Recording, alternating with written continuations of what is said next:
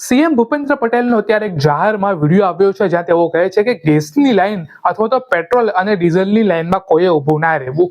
આ જે વસ્તુ છે તે તમને મળવાની જ છે, પરંતુ જો આપણે ગ્રાઉન્ડમાં જાય તો પેટ્રોલ પંપની અંદર આપણને 3-3 કલાકની લાઈનો જોવા મળે છે. અને ગેસનું તો કાંઈક એવું છે મિત્રો કે જે સિટીમાં અમુક જે મજૂરો છે ત્યાં કામ કરે છે, પરંતુ ગેસ ના મળવાના કારણે તેઓ અત્યારે તેના ગામડે એટલે કે તેમના વતન તે અત્યારે પરત ફરી ગયા છે. પરંતુ સરકાર દ્વારા અત્યારે એમ જ કહેવામાં આવે છે કે ગેસની લાઈન જે છે અને ગેસ જે છે એની ગેસની લાઈનમાં લોકોએ ના ઊભું રહેવું અને ગેસ જે છે એ ટાઈમસર બધા લોકોને મળશે. સપ્લાય જે છે તે તેની ચાલુ જ છે અને પેટ્રોલ પંપમાં પણ એમ જ કહે છે. તો આવો સૌથી પહેલા તો જે વિડીયો છે તે આપણે જોઈએ.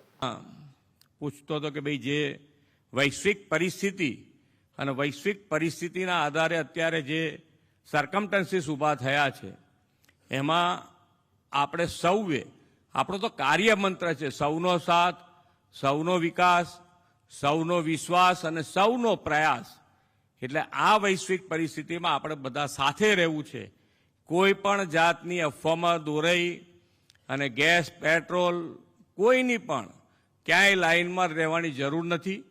તમારે બધાએ એક જ વસ્તુ છે કે જ્યારે બધા સાથે છીએ તો કોઈને તકલીફ પડે નહીં એવું માન્ય વડાપ્રધાન શ્રી પણ કેન્દ્રમાંથી પૂરતું ધ્યાન આપી રહ્યા છે.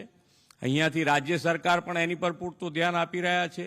એટલે કોઈ અત્યારે કોઈ ડીઝલ, પેટ્રોલ કે ગેસની કોઈની શોર્ટેજ નથી.